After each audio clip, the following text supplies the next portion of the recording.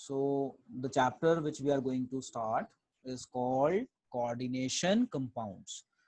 To start this chapter, I have to just clear some basic things which I am going to do here. Just try to understand. So मैं उसके लिए copy खोलता हूँ यहाँ पे. Just try to understand. देखो, इस chapter में आपको कुछ इस तरह के फॉर्मूले देखेंगे. FeCN6 ये इस तरह की ब्रैकेट्स नजर आने वाली है, ध्यान रखना. इस तरह के फॉर्मूले आपने इससे पहले नहीं देखे किसी भी चैप्टर में. इस तरह के फॉर्मूले आपने नहीं देखे. तो जब हम ये चैप्टर शुरू करेंगे तो चैप्टर का नाम है कोऑर्डिनेशन कंपाउंड्स.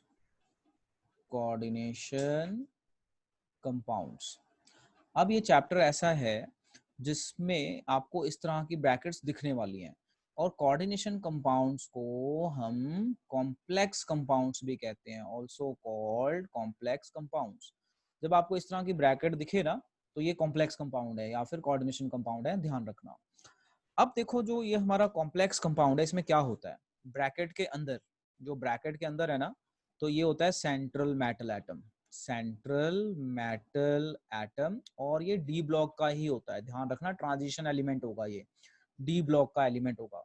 और इस ब्रैकेट के अंदर मेटल के अलावा जो भी होगा वो डोनर एटम होता है. और उस डोनर एटम या मॉलिक्यूल को हम कहते हैं लिगेंड्स. अब मैंने यहाँ पे दो टर्म्स बताए आपको, जरा ध्यान से समझो क्या क्या बताया. मैंने बताया कि जो ये इस तरह की ब्रैकेट्स में आपको कोई भी फॉर्मूला कभी मिले तो इसे हम कहते हैं कोऑर्डिनेशन या कॉम्प्लेक्स. ठीक है. अच्छा, और जो हमारा कॉम्प्लेक्स है ब्रैकेट के अंदर दो चीजें होती हैं. सेंट्रल मेटल आयन, आयन कहते हैं इसको वैसे पूरे नाम को. और ये डी ब्लॉक एलिमेंट्स होते हैं, ये जनरली डी ब्लॉक एलिमेंट होंगे. डी ब्लॉक एलिमेंट वो होते हैं जिनका लास्ट इलेक्ट्रॉन डी में जाए. इसके अलावा मेटल के अलावा जो भी अंदर होगा ना वो होगा लिगेंड्स, उसे कहते हैं लिगेंड्स. अब पेपर में अगर क्वेश्चन आ जाए व्हाट आर लिगेंड्स, तो लिगेंड्स की डेफिनेशन है दे आर द आयंस और आप ये कह सकते हो molecules. They are the ions और molecules which make coordinate bond. याद आया coordinate bond. Coordinate bond with central metal ion, with central metal ion. अब सेंट्रल मेटल आयन को ना हम M से भी डिनोट करते हैं और लिगेंड्स को हम L से डिनोट करते हैं, कीप इन माइंड. तो मैंने ये बताया कि इस तरह की ब्रैकेट्स आपको मिले तो उसे हम कॉम्प्लेक्स कंपाउंड या कोऑर्डिनेशन कंपाउंड कहते हैं. और जो हमारा कॉम्प्लेक्स कंपाउंड है ब्रैकेट के अंदर वो दो चीजों से बनता है, मेटल एंड लिगेंड्स. फिर मैंने बताया लिगेंड्स होते क्या हैं. लिगेंड्स वो आयंस या मॉलिक्यूल होते हैं जो मेटल के साथ कोऑर्डिनेट बॉन्ड बनाएं. कोऑर्डिनेट बॉन्ड होता है जिसमें जिसमें दोनों इलेक्ट्रॉन एक ही एटम देगा, तो ये इसके साथ कोऑर्डिनेट बॉन्ड बनाते हैं. अब बात है कि हम इसे कॉम्प्लेक्स क्यों बोलते हैं, कॉम्प्लेक्स कंपाउंड क्यों बोलते हैं. स्पेल थोड़े मिस्टेक हो गए कि जो ये है, ये इस तरह के ब्रैकेट्स वालों को हम कॉम्प्लेक्स कंपाउंड क्यों बोलते हैं, तो इसको समझो. इसे हम क्यों कहते हैं कॉम्प्लेक्स कंपाउंड. देखो, अगर मैं आपको समझाऊं यहाँ पे तो मैं एक फॉर्मूला लिखूंगा. जैसे मैंने लिखा फॉर्मूला, लेट अस से FeSO4. अब मैंने बोला कि इसको पानी में डाल दो. तो जैसे ही मैं इसको पानी में डालूंगा तो एक्वस में, तो ये Fe2 और सल्फेट आयंस बनाएंगे, मतलब ये बनाएंगे आयंस. अब मेरे पास है मान लो कॉम्प्लेक्स कंपाउंड, अगली एग्जांपल, यानी यही वाला मान लो. मैं जैसे ही इसको पानी में डालूंगा तो क्या ऑब्जर्वेशन आई. देखो, जैसे इसको पानी में डाला गया तो ये ऑब्जर्वेशन आई कि जो ये बाहर है ब्रैकेट से बाहर, इसके आयंस बन गए. बट जो ब्रैकेट के अंदर है FeCN6, ये माइनस हो जाएगा 3, ये इसके आयंस बने ही नहीं. ब्रैकेट के अंदर वाले का आयंस बनता ही नहीं है, इसीलिए इसको कहते हैं कॉम्प्लेक्स. इसका बिहेवियर कुछ कॉम्प्लेक्स तरीके का है. तो इस तरह के जो कंपाउंड होते हैं ब्रैकेट में जिनके आयंस ना बने पानी में डालने पे, मेटल और लिगेंड अलग अलग ना हो, इस तरह के मॉलिक्यूल्स को हम कहते हैं कॉम्प्लेक्स. और ये कॉम्प्लेक्स आयन, ये कॉम्प्लेक्स के ऊपर नेगेटिव चार्ज आ गया या पॉजिटिव चार्ज आ गया तो इस कॉम्प्लेक्स को कॉम्प्लेक्स आयन भी कह सकते हैं. अब यहाँ पे कोई चार्ज नहीं था तो यहाँ पे कॉम्प्लेक्स कंपाउंड बोलेंगे. अगर चार्ज आ जाए ब्रैकेट्स के ऊपर तो कॉम्प्लेक्स आयन बोलते हैं। तो आई गेस आपको ये समझ में आ गया होगा। आपको मैं 1 मिनट देता हूँ, जरा इस 1 मिनट में आप इसे नोट कीजिए जरा फटाफट अपनी कॉपी में। तो आई होप आप लोगों को ये याद हो गया होगा और समझ में भी आ गया होगा। अब हम अपना टॉपिक आगे ले चलते हैं और समझते हैं। लो जी देखो, अब मैं यहाँ से पढ़ता हूँ, जरा ध्यान से सुनना। Both double salts as well as complex are formed by combination of two or more stable compounds in stoichiometric ratio। मतलब कह रहा है कि बनाने का तरीका सेम होता है बट बॉन्डिंग डिफर होने से कई बार हमें अलग तरह का बिहेवियर मिलता है। However, they differ in fact that double salts such as carnallite, इसे कहते हैं कार्नेलाइट, मोहर सॉल्ट आपने लास्ट ईयर भी पढ़ा होगा, ferrous sulphate, ammonium sulphate and 6 water molecule and potash alum. Potash alum का फॉर्मूला है पोटेशियम सल्फेट, एल्युमिनियम सल्फेट, इस तरह से potassium sulphate, aluminium sulphate etc. dissociate into simpler ions completely when dissolved in water. However, complex ions such as this, ये formula देखो कैसे दिखा रहा है ना, कॉम्प्लेक्स का ब्रैकेट्स लगी हैं, do not dissociate.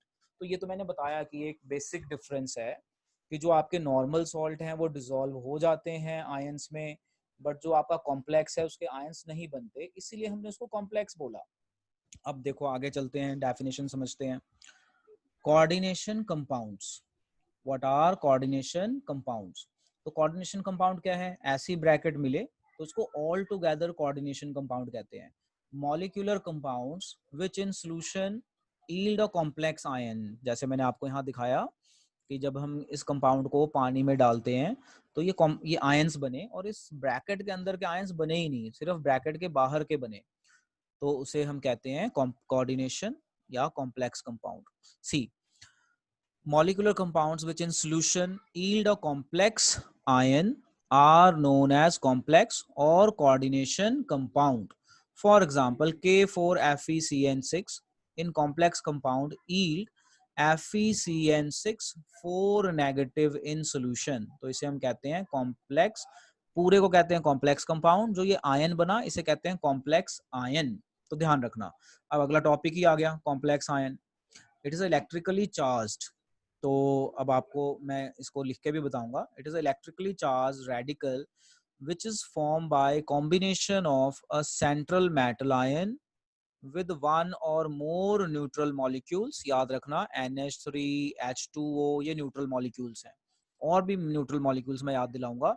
Simple anions F negative, Cn negative etcetera. मैं फिर से पढ़ रहा हूँ, सुनो। Complex ion is electrically charge radical which is formed by combination of central metal ion and ligands। ऐसे समझ सकते हो। लो, अब मैं इसे आपको लिख के दोबारा समझाता हूँ। देखो एग्जांपल मैं लेता हूँ दोबारा। K4FeCN6, मैं मोस्टली यही एग्जांपल लेने वाला आपको समझाने के लिए। जब मैं इसे पानी में डालूंगा तो ये बनाएगा 4K+, साथ में बनाएगा आयन FeCN6 -4।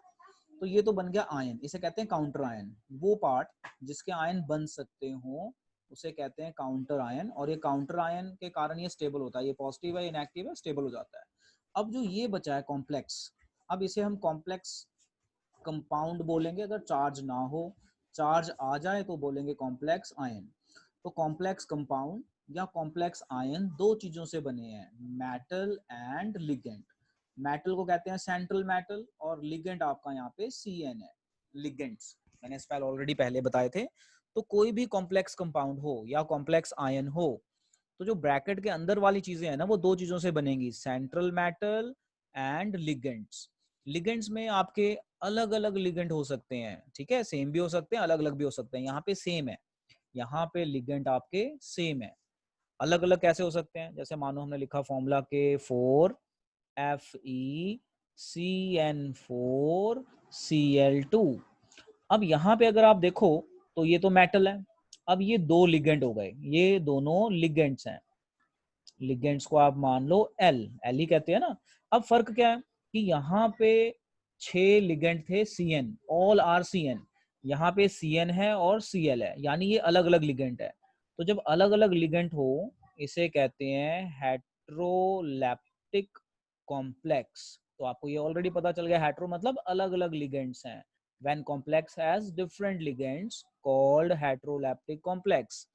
और यहाँ पे ये सेम है लिगेंड, तो जब लिगेंड सेम हो तो उसे कहते हैं होमोलैप्टिक कॉम्प्लेक्स। चलो इसे जरा अपनी कॉपी में नोट करो, नोट करके चैट बॉक्स में डन लिखो। देखो सेंट्रल मेटल आयन क्या होता है, जो भी हमारा कॉम्प्लेक्स होगा, ब्रैकेट ब्रैकेट के अंदर जो मेटल होगी उसे, जैसे ये मेटल है ना ब्रैकेट के अंदर, उस मेटल को हम कहते हैं सेंट्रल मेटल आयन। तो ये हमें ऑलरेडी पता है। पढ़ते हैं अब आगे। अब देखो central metal ion, the cation, क्योंकि मेटल पॉजिटिव चार्ज होते हैं, the cation to which one or more neutral molecules मतलब ligands or anions are attached is called central metal ion. यानी लिगेंड्स जिसके साथ बॉन्ड बनाते हैं उसे सेंट्रल मेटल आयन कहते हैं। जैसे इस डायग्राम को देखो तो Fe is a central metal ion और ये 6।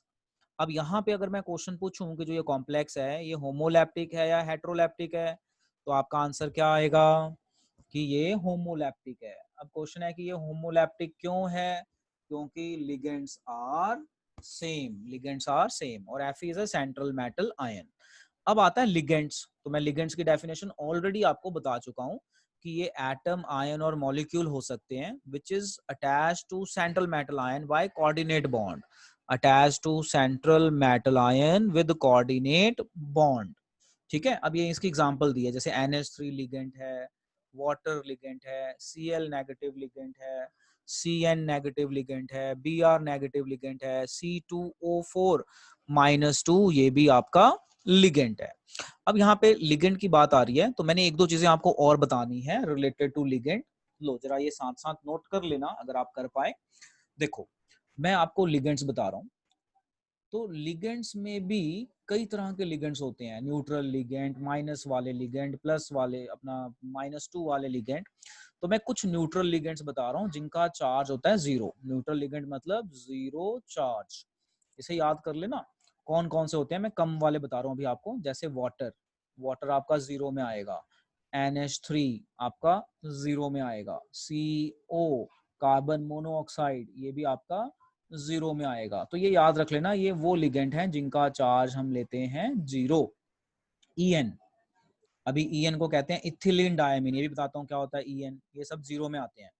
En की फुल फॉर्म है इथिलीन डायमीन, इसका फॉर्मूला होता है CH2 CH2 NH2 NH2 और इसका लोन पेयर और इसका लोन पेयर। तो देखो इथिलीन, इथ मतलब 2 कार्बन, डायमीन मतलब 2 बार एमीन है, इसको शॉर्ट में En कहते हैं। Just keep in mind, note कर लो। अगर कोई आपसे पूछे व्हाट इज En, तो En इज अ लिगेंड, इसका नाम है इथिलीन डायमीन, और इथिलीन डायमीन को रिप्रेजेंट करने का तरीका ये है और शॉर्ट रिप्रेजेंट करने का तरीका है En। और ये न्यूट्रल होते हैं, एक्सेट्रा भी होते हैं, तो अभी बस आप इतने ही याद करें, ये सब न्यूट्रल हैं। न्यूट्रल मतलब अगर हमें इनके चार्ज लिखना पड़ जाए तो इनका चार्ज हम लेंगे 0। अच्छा -1 वाले कौन से होते हैं, नेगेटिव में -1, -1 चार्ज वाले कौन से होंगे वो भी याद कर लो साथ के साथ, जैसे Cl negative, Br negative, OH negative, Cn negative, अपना SCN नेगेटिव एक्सेट्रा। एस को ना थायो कहते हैं, एस को थायो, तो इसका नाम है थायोसाइनेट साइनाइड। ठीक है, थायोसाइनाइड, एस इज थायो, एस कहीं पे सल्फर आए ना तो थायो बोला जाता है। तो ये -1 वाले हैं, तो -1 वाले तो इजी है, आपको ऑलरेडी याद होंगे, तो -1 वाले हैं। इसी तरह से -2 का बताता हूँ, OX। OX एक लिगेंड है जिसका चार्ज -2 है और इसकी फुल फॉर्म है ऑक्सलेट आयन। इसको रिप्रेजेंट करने का तरीका देखो कैसा है, इस तरह से इसे रिप्रेजेंट करते हैं, कॉपी में लिख लो, ये माइनस लगाते हैं, माइनस का मतलब ये यहाँ से बॉन्ड बना सकता है। तो ये चीजें हैं जो आपको ध्यान रखनी पड़ेंगी तभी बात बनेगी। लो एक बार मैं दोबारा बताता हूँ, समझो ध्यान से मैंने आपको क्या बताया। मैं बता रहा हूँ लिगेंड्स न्यूट्रल भी हो सकते हैं, माइनस भी हो सकते हैं, और -2 भी हो सकते हैं, -3 भी हो सकते हैं, तो बहुत सारे हैं, इतना याद करना अभी मुश्किल है, स्टेप बाय स्टेप याद करेंगे। अब मैं आपसे पूछ लूं भाई मुझे न्यूट्रल लिगेंड्स की एग्जांपल दो, तो वाटर न्यूट्रल में आता है, NH3 न्यूट्रल में आता है, CO कार्बोनिल कहते हैं इसको, कार्बन मोनोऑक्साइड को कार्बोनिल कहते हैं, ये भी न्यूट्रल में आता है। EN भी न्यूट्रल में आता है। EN की फुल फॉर्म है इथिलीन डायमीन। कैसे रिप्रेजेंट करेंगे, ये तरीका है, 2 कार्बन को इथ बोल दिया, डायमीन 2 बार NH2 है, लोन पेयर मतलब ये कोऑर्डिनेट बॉन्ड बना सकते हैं, short representation EN। And what is OX? OX आपका -2 वाला है, -1 की डिस्कशन कर ली, याद रखना, और इसकी फुल फॉर्म है oxalate ion.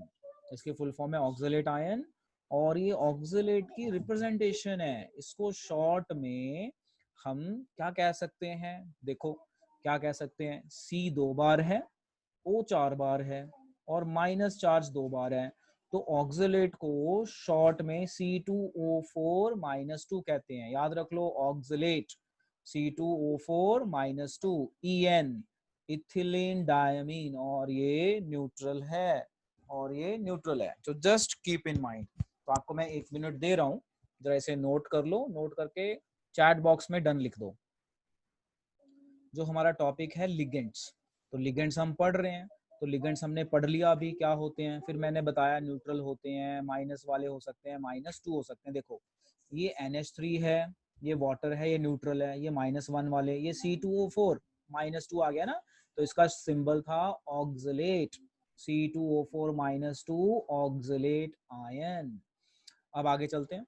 One of the atom of ligand is a donor atom and atom which donate lone pair of electrons to the central metal to form coordinate bond। मतलब क्या है कहने का, देखो जो मैंने यहाँ पे आपको ये समझाया ना, तो जब मैंने इनकी स्ट्रक्चर्स बनाई तो आपको ये लोन पेयर नजर आ रहे हैं। लोन पेयर मतलब 2 इलेक्ट्रॉन डोनेट कर सकते हैं, यहाँ भी माइनस का मतलब है ये अपने 2 डोनेट कर सकते हैं।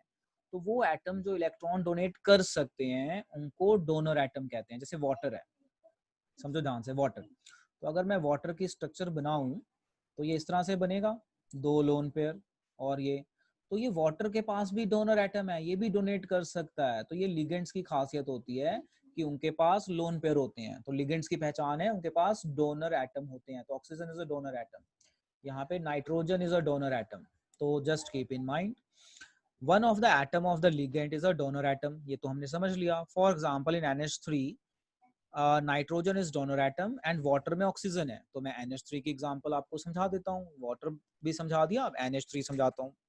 अगर मैं NH3 की स्ट्रक्चर बनाऊं तो नाइट्रोजन पे ये इस तरह से एक लोन पेयर, और ये इस तरह से, तो ये नाइट्रोजन आपका डोनर एटम है।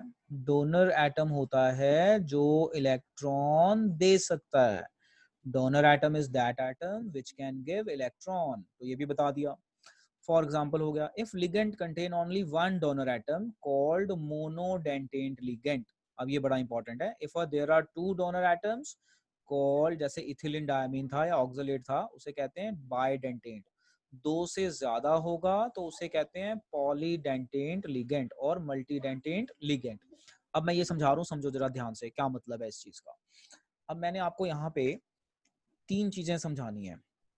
सबसे पहले समझाऊंगा यूनिडेंटेट लिगेंड, यूनिडेंटेट लिगेंड्स। दूसरा मैं समझाऊंगा बाइडेंटेट लिगेंड, बाइडेंटेट, या फिर आप बोलो डाइडेंटेट लिगेंड्स। और फिर मैं समझाऊंगा आपको पॉलीडेंटेट या फिर मल्टीडेंटेट लिगेंड। देखो यूनिडेंटेट क्या होता है, जो एक कोऑर्डिनेट बॉन्ड बनाए, जैसे Cl नेगेटिव है तो ये एक कोऑर्डिनेट बॉन्ड बनाएगा, OH नेगेटिव है एक बनाएगा, NH3 है तो इसके पास एक ही लोन पेयर होता है ना, ये एक बनाएगा। वाटर के पास 2 होते हैं बट ये 2 नहीं बनाता, ये एक ही बनाता है, तो वाटर भी आपका यूनिडेंटेट में आता है।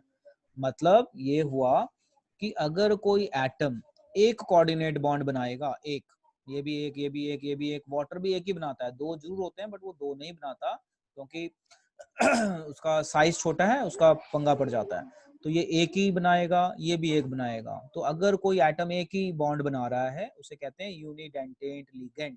बाइडेंटेट में EN ले लो, इथिलीन डायमीन, तो इथिलीन डायमीन का फॉर्मूला दोबारा लिखता हूँ, CH2 इथ डायमीन NH2, एक लोन पेयर ये रहा, ये एक लोन पेयर ये रहा। तो ये भी बॉन्ड बना सकता है, ये भी बॉन्ड बना सकता है। तो जो हमारा EN है, इथिलीन डायमीन, दो डोनर एटम है, इसलिए इसका नाम पड़ गया बाइडेंटेट या डाइडेंटेट। अब अगर दो से ज्यादा हो जाए ना किसी में, तो उसे कहते हैं पॉलीडेंटेट या मल्टीडेंटेट। तो अपनी एक्स्ट्रा बुक खोलोगे तो वहां पे 3 भी दिखाया है, 4 भी दिखाया है। मैं इसकी एक एग्जांपल दे देता हूँ, EDTA, इसकी फुल फॉर्म है इथिलीन डायमीन टेट्रा। इसकी फुल फॉर्म है इथिलीन डायमीन टेट्रा एसीटेट। अब देखो इसका नाम कितना खतरनाक है और उसका फॉर्मूला देखो कितना खतरनाक होगा। देखो EDTA, ethylene diamine tetra acetate. देखो जी, इथिलीन डायमीन, इथिलीन मतलब CH2, डायमीन मतलब N आपका 2 बार होगा, यानी ये कोऑर्डिनेट बॉन्ड बनाएगा। अब इसके H नहीं है, 2 H की जगह ना एसीटेट आ गया, तो एसीटेट होता है CH2COO नेगेटिव, CH2COO नेगेटिव, एक H यहाँ से जुड़ गया ना, तो CH3 की जगह CH2 बन गया, CH2COO नेगेटिव, CH2COO नेगेटिव। अब देखो इसके कितने डोनर एटम है, 1 2 3 4, और ये लोन पेयर का भी है, नाइट्रोजन के ऊपर लोन पेयर भी है। तो इसमें 2 से ज्यादा डोनर साइट्स हैं, ये नेगेटिव डोनर साइट्स होती हैं, ये भी डोनर साइट है, 2 से ज्यादा। तो इसे कहते हैं हम पॉलीडेंटेट, पॉलीडेंटेट या मल्टीडेंटेट। लो जी एक बार फिर से सुनो, यूनी मतलब एक, डेंटेट मतलब बॉन्ड, लिगेंड वो लिगेंड जो एक बॉन्ड बनाए, जो दो बनाए डाइडेंटेट। एग्जांपल याद रखनी पड़ेगी, OX भी इसी में आता है, ऑक्सलेट भी इसी में आता है, वो माइनस में आता है।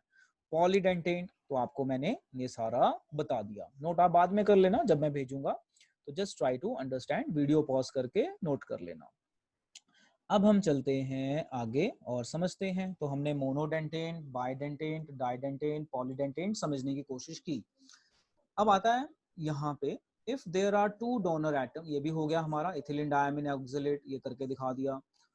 अब आता है a multidentate ligands behave as if it contains several ligands. तो ये तो मैंने दिखा दिया मल्टीडेंटेट में, ये जैसे मल्टीडेंटेट है तो इसमें देखो 1 2 3 4 5 6 साइट्स हैं जहां से बॉन्ड बन सकती हैं, तो ये मल्टीडेंटेट हो गया। अब चलते हैं आगे और देखते हैं क्या है हमारा। अब हमारा टॉपिक आता है एम्बीडेंटेट लिगेंड, और फिर आता है हमारा किलेट। तो मैं एम्बीडेंटेट के बाद ये लेक्चर रोक दूंगा, लेक्चर 1 बना के मैं ये आपको डाल भी दूंगा। तो हम एम्बीडेंटेट लिगेंड समझते हैं क्या होता है, just try to understand, this would be your last topic for today. तो सी, अब जो हम टॉपिक कर रहे हैं, इस टॉपिक का नाम है एम्बीडेंटेट लिगेंड्स। समझते जाओ ना, याद रखने वाला काम है सारा, अच्छे से समझते जाओ, याद रखो, समझते जाओ। अब देखो एम्बीडेंटेट क्या होता है, समझो, मैं एग्जांपल दे रहा हूँ, जस्ट ट्राई टू अंडरस्टैंड। जैसे इसकी एग्जांपल मैं दे रहा हूँ CN, NO2, और मैं लिख सकता हूँ SCN। इन सबको हम एम्बीडेंटेट लिगेंड कहते हैं। अब क्वेश्चन है कि हम इसे एम्बीडेंटेट क्यों कह रहे हैं, या पहले मतलब क्या है एम्बीडेंटेट का, पहले हम ये देख लें फिर इनको समझते हैं। लो एम्बीडेंटेट का पहले मतलब सीख लो, क्या मतलब है एम्बीडेंटेट। दीज आर लिगेंड्स, ध्यान से समझना मैं क्या बता रहा हूं, these are ligands which has two donor atoms मतलब दो एटम है जो बॉन्ड बना सकते हैं। These are the ligands which has two donor atom but make bond from one donor atom, make bond from one donor atom, इसे कहते हैं एम्बीडेंटेट। तो एम्बीडेंटेट लिगेंड्स वो लिगेंड्स हैं जिनके पास दो साइट्स हैं जहां से बॉन्ड बन सकता है, बट वो एक जगह से ही बनाते हैं, दोनों से कभी नहीं बनाते, उन्हें कहते हैं एम्बीडेंटेट। फॉर एग्जांपल देखो, जैसे मेटल है, मेटल के साथ सी ने बॉन्ड बनाया, या फिर मेटल है, मेटल के साथ एन ने बॉन्ड बनाया। अगर सी ने बॉन्ड बनाया तो इसे साइनाइड बोलेंगे, ठीक है, और अगर एन ने बॉन्ड बनाया तो इसे आइसोसाइनाइड बॉन्डिंग बोलेंगे। ध्यान रखना, अगर सी ने बॉन्ड बनाया, ये मेटल है ना, वही कॉम्प्लेक्स समझो ना, complex metal ligand, metal ligand. तो मैं ये बता रहा हूँ कि CN में C भी बॉन्ड बना सकता है, N भी बना सकता है, बट एट अ टाइम ये एक से ज्यादा बॉन्ड नहीं बनाएंगे। और एग्जांपल देखो, just try to understand more examples, है ना। NO2 की एग्जांपल लेता हूँ, just try to understand. NO2, NO2 को हम दो तरीके से लिख सकते हैं, देखो दिखाता हूँ कैसे। N इस तरह से, या फिर ONO इस तरह से लिख सकते हैं। अब अगर मेटल के साथ N बॉन्ड बनाए तो ये ऐसे लिखा जाएगा, और इसको बोलेंगे, याद रखना, इसको बोलेंगे नाइट्रिटो N। इस तरह से लिखा जाता है। नाइट्रिटो N का मतलब, ये इसे नाइट्रिटो कहते हैं, ये भी नाइट्रिटो कहते हैं। तो नाइट्रिटो N का मतलब है N ने बॉन्ड बनाया है। यहाँ पे इस तरह से बनेगा MONO, ये इसके स्ट्रक्चर के हिसाब से, तो इसका नाम बनेगा नाइट्रिटो O। क्या नाम बनेगा? नाइट्रिटो O। Just keep in mind, जैसे C ने बॉन्ड बनाया तो ये मेटल साइनाइड, यहाँ बॉन्ड बनाया तो आइसोसाइनाइड। अगर N ने बॉन्ड बनाया तो नाइट्रिटो, इसको NO2 को नाइट्रिटो कहते हैं, याद रखो। NO2 इज कॉल्ड नाइट्रिटो, और नाइट्रिटो इस तरह से रिप्रेजेंट करता है। जो N ने बॉन्ड बनाया तो इस तरह से नाइट्रिटो N, और एक और रह गया HCN वाला, मैं आपको बता दूं तो वो भी देख लो। अब जो है हमारा मेटल है, मेटल के साथ अगर SCN ने बॉन्ड बनाया, तो मैंने बताया था ना S को थायो कहते हैं, TH, तो इसका नाम पड़ जाएगा थायोसाइनेटो। थायोसाइनेटो, साइनाइड को साइनेटो कहते हैं। थायो मतलब सल्फर। अगर इसमें इस तरह से बॉन्ड बन गया NCS, अब N ने बॉन्ड बना लिया तो इसे कहते हैं isothiocyanato. It is called isothiocyanato. लो जी, बस आज हम इतना ही करेंगे, जस्ट कीप इन माइंड। तो ये होते हैं हमारे एम्बिडेंट लिगेंड। एक बार दोबारा रिवाइज करते हैं, फिर लेक्चर एंड करते हैं। Ambient ligand, ambident ligands are those ligands which have two donor sites but make from bond from one donor atom, example CN, NO2, CHCN, cyanide कहते हैं इसको, इसको नाइट्रिटो कहते हैं, इसको थायोसाइनाइड कहते हैं। अच्छा, जब इनका नाम लिखेंगे तो अगर नाइट्रिटो ने N से बॉन्ड बनाया है तो इसका नाम होगा नाइट्रिटो N, और अगर O से बॉन्ड बनाया है तो नाइट्रिटो O, और अगर SCN थायोसाइनाइड है, S से बॉन्ड बनाया है तो इसे बोलेंगे थायोसाइनेटो, याद रखना ये नाम। और अगर N से बनाया है तो आइसोसाइनेटो। ठीक है बेटा, अब आप इसे याद करेंगे।